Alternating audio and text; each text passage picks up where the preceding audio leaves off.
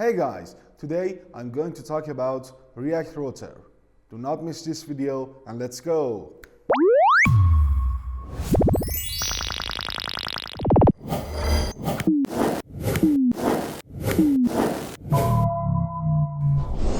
To start work with React Router, first we need install React Router on our React.js application.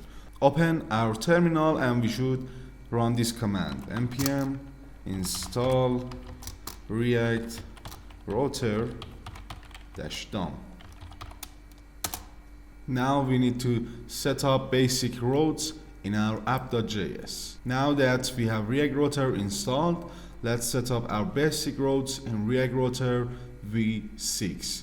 We use the browser router routes and route component for setting up routing. To start work with them, first in our app.js, I should import React from React and of course import browser router as router and of course routes and route from React Router DOM in our app.js. And now I want to remove all these codes, and in our app I want to return router like this, and in our router we need routes, and in our routes we need some routes like this. The first one I want to pass just a slash, and our element is home component, and the next route I want to add this one for our about page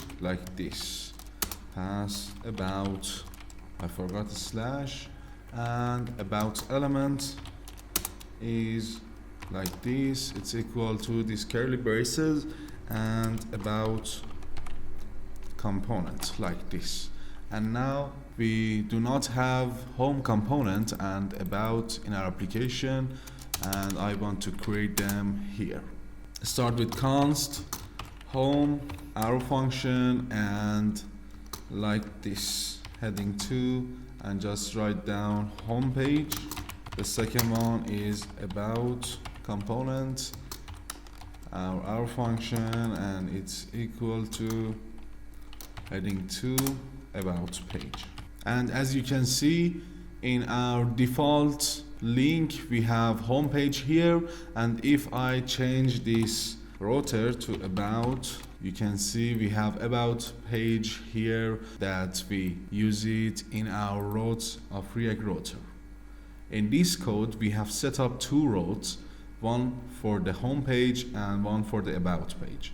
The route component takes a pass prop which defines the URL of the route, and an element prop which specifies the component to render when that pass is matched. And now to navigate between pages in our app, we can use the link or nav link components.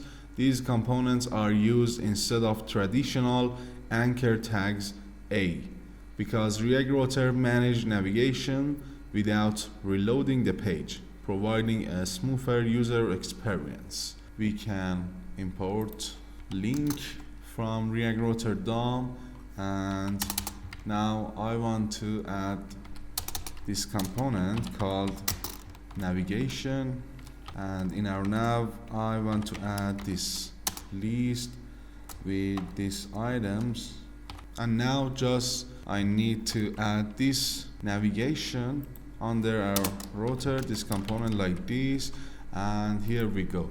On our web browser we can see these lists, home and about. If I click on home, we navigate to our home page, and if I click on about, we navigate to our about page. And in this example we are using the link component like this from React Router DOM to navigate between the home and about pages.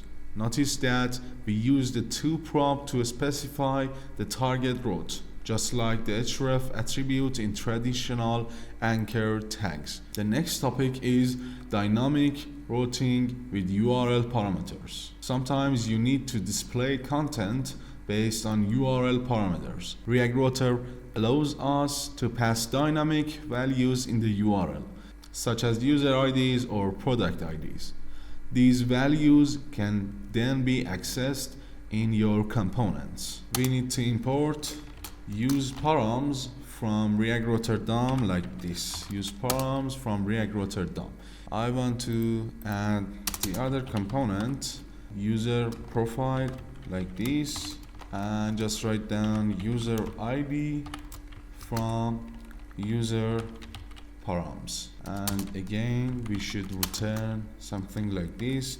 We need heading 2 tag, and I just write down user profile for ID. It's equal to user ID that we get from user proms in React Router DOM. As you can see, we have router and routes and roads, and I just want to add the other routes like this, and just add this pass and write down /user and /user ID, and add element like this. It's equal to user profile component. Everything is good. We can save our code, and in our browser, if we navigate to user and for example /1, this is ID. As you can see, we navigate to our user profile component, this component, and in this component we have this heading 2. User profile for ID is equal to 1, and if I change it for example to 5, as you can see, we have this dynamic value from our URL. We have added a dynamic route with colon user ID in the past, and this user ID is a parameter that will change based on the URL. We use the use params hook to access this dynamic parameter in the component. Next topic in React Router is nested routes. React Router allows you to create nested routes for complex layouts. Nested routes are useful when you want to render child components inside the parent component while maintaining the current layout. To show you, I want to add the other component like this as dashboard. First one is for profile, and the second link is for settings. And I want to add 2 other components as profile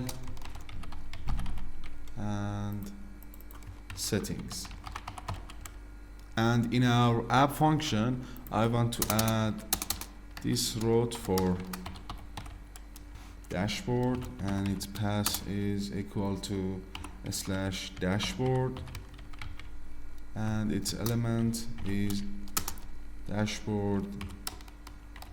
And in this route, I want to add 2 other routes like this.